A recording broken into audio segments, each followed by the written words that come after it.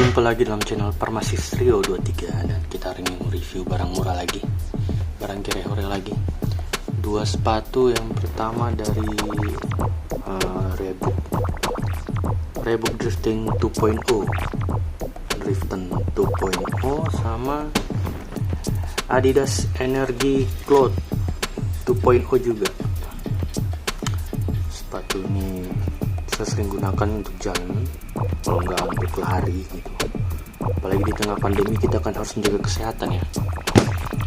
Otomatis untuk semuanya yang di Indonesia harap jaga kesehatan, gunakan selalu masker, patuhi protokol kesehatan dari pemerintah, jangan ngeyel. Ingat, jangan ngeyel. Karena kita pantau dua sepatu ini dari keluaran Adidas dan Reebok. Kalau Adidas yang Cloud Foam ini, Energy Cloud 2 ini sudah pakai setahun lebih, hampir setahun kayaknya, hampir setahun. Dia ini jujur bobotnya agak ringan. Kalau saya bandingkan Cloud Foam hampir sama sih. Cloud Foam agak lebih ringan dikit yang Reebok ini, yang Reebok Drifting 2.0 ini agak lebih ringan. Jujur saya tidak unboxing boxnya lagi karena boxnya sudah saya buang. Gak biasa saya simpan box-box sepatu. Kalau bagian dari bahannya ini sebetulnya 65% tekstil, sisanya itu sintetis. Kalau Cloud Foam memang agak sedikit lebih berat sih, sama rata-rata Cloud Foam gitu. Gue lebih senang beli sepatu yang seperti ini. Sepatu Adidas ini lebih murah. Jujur orang pasti berpikir sepatu Adidas, Reebok nah gitu mahal. Enggak, sebenarnya ada yang murahnya juga, ada juga yang mahalnya. Kayak yang Adidas Ultra Boost atau Yeezy itu rata-rata 1 jutaan ya, 1 juta ke atas. Kalau sepatu Adidas Cloud Foam Energy Cloud Foam ini, Energy Cloud 2 ini saya beli dengan harga kemarin itu tahun lalu 545 ribu. Kemarin saya belinya di Sport Station setahun lalu. Iya, Sport Station. Jujur ini memang masih awet banget. Solnya ini, jahitan lem solnya ini rapih, nggak keluar-keluar ya. Kan biasa kalau sepatu banyak yang keluar-keluar jahitannya atau lemnya, tapi ini rapi.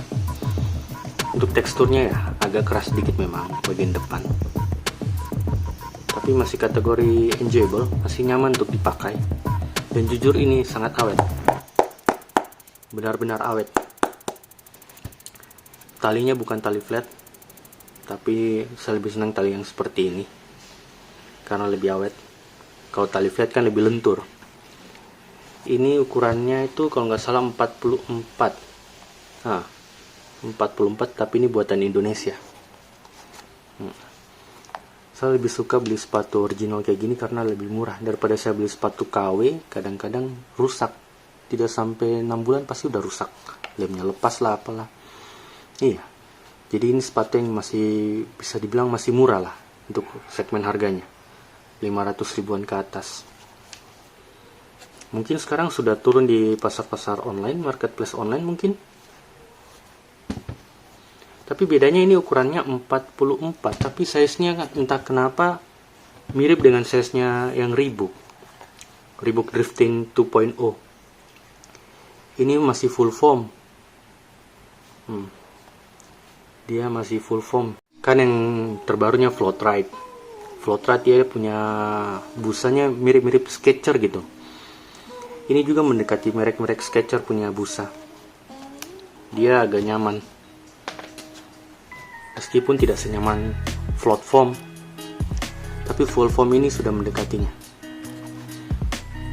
Ini saya pakainya baru beli berapa hari lalu, tapi jujur memang entah kenapa kualitasnya agak bagus, lebih bagus ini sih daripada Adidas. Ini sih warna yang saya beli hitam, tapi yang saya bingung kan ukurannya ini 42 Eropa lah, yang Adidas ini 44, kok rasanya sama ya. Segmen harganya yang ini kemarin saya beli di Sport Station dari 800 ribuan, diskon 50% jadi 400-an lah, di 400 ribuan. Biasa memang saya senang beli sport station karena disitu barangnya original, harganya juga bersahabat. Untuk bahannya juga sama, 65% lebih, bahkan itu tekstil sisanya sintetis ya. Cuman saya sarankan jangan terlalu disikat bagian yang hitam ini, karena ini seperti bahan bludur dan mudah terkupas kayaknya. Makanya saya nggak sarankan untuk disikat. Kok bisa direndam atau sebentar saja baru dibersihkan menggunakan kain atau enggak sikat gigi yang lembut. Kalau enggak nanti akan terkelupas. Kalau ini penggunaan sehari-hari cukup nyaman, enak. Dia mungkin agak sedikit lebih ringan daripada Adidas Energy Cloud 2. Kalau segi desain memang saya akui Reebok ini agak lebih bagus dibandingkan Adidas Energy Cloud 2, karena bagian bawah atas depannya ini dia agak nukik, agak naik ya. Tapi kalau sepatu-sepatu yang sekarang itu dia sudah lancip, dia agak miring untuk mempermudah penggunaan di kaki. Untuk kualitas, Reebok dan Adidas ini karena segmen harganya hampir sama, bagi saya sih sama sih. Cuman Adidas ini udah hampir setahun, saya akui memang masih kuat. Dulu memang sering beli Adidas KW, kayak cepat rusak, tapi ini gila, setahun lebih, hampir setahun sih, tapi masih awet-awet aja. Nah, ini belum sempat gue cuci karena jarang pakai kalau hujan atau tempat kotor, tapi enak. Ini pun kalau saya pakai pergi jalan santai, lari, atau pergi kemana gitu, kerja, kadang saya pakai sepatu juga sih kalau kerja ke apotik gitu. Mana dikit lagi mau kerja di rumah sakit lagi, aduh, mau gak kuat badan. Ini cukup enak, solnya juga agak tebal. Kalau cloth full foam dengan cloth foam, kalau gue bandingin masih lebih nyaman full foam dibandingkan cloth foam. Iya, dia mirip foamnya Skechers, merek Skechers punya. Kalau Reebok punya ini keren.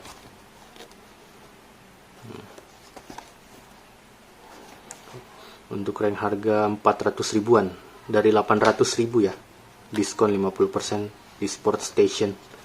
Kebetulan di Jayapura, karena kalau saya beli online ongkir ke Papua mahal cuy. Itu setara dengan beli sepatu naik biasa, naik ori. Mending gue beli di sini karena Jayapura juga sudah ada Sport Station kok. Letaknya di Mall Jayapura, orang-orang pasti tahu. Untuk harian ini enak banget sumpah, ringan, memang ini ringan. Dia punya busnya agak sedikit keluar ya, meski tidak se-squishy yang baru, yang rapid foamnya Reebok yang baru, tapi ini sudah lumayan.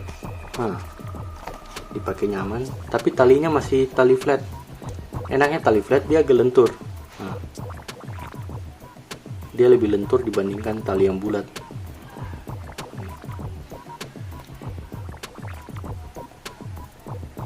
Dia ini, sabar ya, tak fokusin dulu. Kayak gini masih bisa ditarik, jadi enak. Padahal ukurannya 42. Next, barang yang gue review berikutnya adalah yang di review teng tas selempang atau tas pinggang tracker. Gue bingung sebenarnya ini masuk tas selempang, aduh malu, ini apa nih, tas selempang atau tas pinggang. Tracker ini jujur kemarin juga baru dibeli, ini agak lebih awet ya. Sorry, ini kalau pakai kerja nih enak, nggak perlu bawa tas-tas banyak, tas besar maksudnya. Karena kalau ke tempat pelayanan fasilitas kesehatan masyarakat, aduh, bawa tas itu juga ngeri sedap. bobo virus ke rumah berarti. Sebenarnya tas ini isinya nggak banyak-banyak juga sih. Di depan ada dia punya sekat juga, ada kompartemen. Ini oximeter, ya biasalah jaga-jaga. Gue bawa ke tempat kerja untuk SpO2. Buku farmakologi basic. Kalau nggak ada kerjaan baca-baca. Biasalah apoteker. 7 star nggak deh, 9 star. Mungkin sekarang udah 10 star kali, 10 star farmasis. Taruh dulu. Ini nggak ada apa-apa lagi. Itu cukup lebar nggak ya? Karena gelap banget sumpah.